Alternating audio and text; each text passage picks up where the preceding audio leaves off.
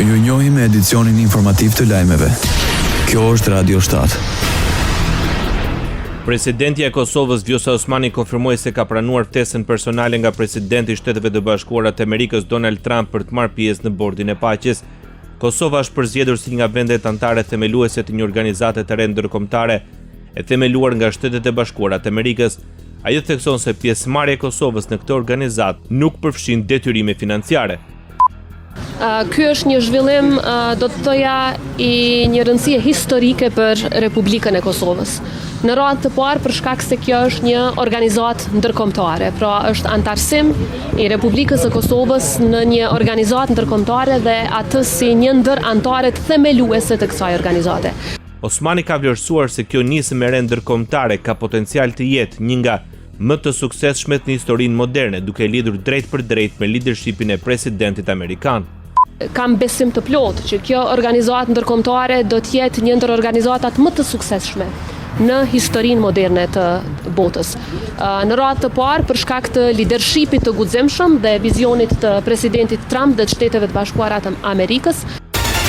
Presidenti i Shteteve të Bashkuara të Amerikës Donald Trump kritikoi Europën gjatë fjalës së tij në Forumin Ekonomik Botëror në Davos dhe kërkoi negociata të menjëhershme për blerjen e Groenlandës. Presidenti Trump theksoi se ishulli ka një rëndësi të veçantë për sigurinë strategjike kombëtare të Shteteve të Bashkuara të Amerikës dhe për sigurinë globale. Nuk do të arrijmë asgjë nëse nuk vendos të përdor forcë të tepërt, do të ishim të pandalshëm, por nuk do ta bëjmë këtë, u shpreh Trump. Ai kritikoi Danimarkën duke deklaruar se nuk ka asnjë shenjë të saj në ishull dhe se Kopenhageni po shpenzon më pak fonde se sa kishte premtuar për Groenlandën. Kryeministria daneze paralajmëroi se nuk mund të negociohet për sovranitetin e Groenlandës. Mette Frederiksen u shpreh se ka pasur komunikim të vazhdueshëm me sekretarin e NATO-s Mark Rutte.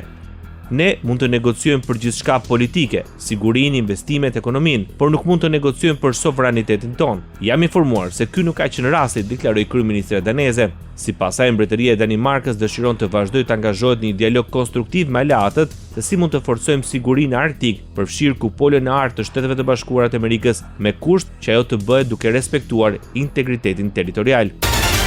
Ish komisioneri i Bashkimit Evropian Johannes Hahn deklaroi se nuk do të ketë asnjë lloj lëshimi në procesin antarësimit në Bashkimin Evropian dhe se të gjitha vendet kandidate, përfshirë Serbinë, duhet të përmbushin plotësisht standardet të BE-s. Në intervistë Hahn tha se antarësimi në BE është një vendim shumë serioz, si për vendet kandidate ashtu dhe për vetë Unionin, duke theksuar se në rastin e Serbisë vazhdojnë të ekzistojnë shumë çështje të hapura. Ajo dhi poshtë idenë e pranimit të përshpejtuar të vendeve të Ballkanit Perëndimor në formë pakete, duke theksuar se procesi i zgjerimit është individual dhe bazohet në meritë dhe përmbushje konkrete të standardeve të Bashkimit Evropian. Radio 7, zëri pozitiv i qytetit. Kryeministri në detyrë Albin Kurti gjatë qëndrimit në Davos ku po mbahet Forumi Ekonomik Botëror, tha se partnerëve ndërkombëtar dhe atyre potencial u kanë paraqitur mundësitë për investime në Kosovë, duke theksuar rolin e qeverisë si partnere besueshe stabilitetin institucional dhe potencialin ndërtimeve të vendit. Ai theksoi se Kosova ofron mundësi unike për krijimin e degëve apo bizneseve të reja, duke qenë në zemër të rajonit e EMAS. Kryetari i Bashkimit Demokratik për Integrim Ali Ahmeti në një intervistë televizive tha se nuk janë të interesuar që të jenë pjesë e qeverisë, por shtoi se janë të interesuar për tema të rëndësishme që ndikojnë drejt për drejt në jetën e qytetarëve. Më tutje kreu i BDI-s theksoi se gjërat se si shkojnë tani nuk janë sinjale të mira, pasi ka pak kënaqësi të brendshme edhe tek shqiptarët.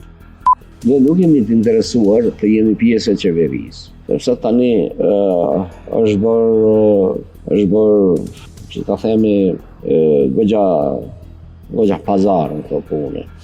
Ne jemi të interesuar për tema të cilat ndikojnë drejt për së drejti në ruajtjen e stabilitetit të shtetit, tema të cilat ndikojnë drejt për së drejti në ruajtjen e raporteve të mira ndëretnike, për tema të cilat ndikojnë drejt për së drejti në përmirësimin e marrëdhënieve me shtetet fëmijë.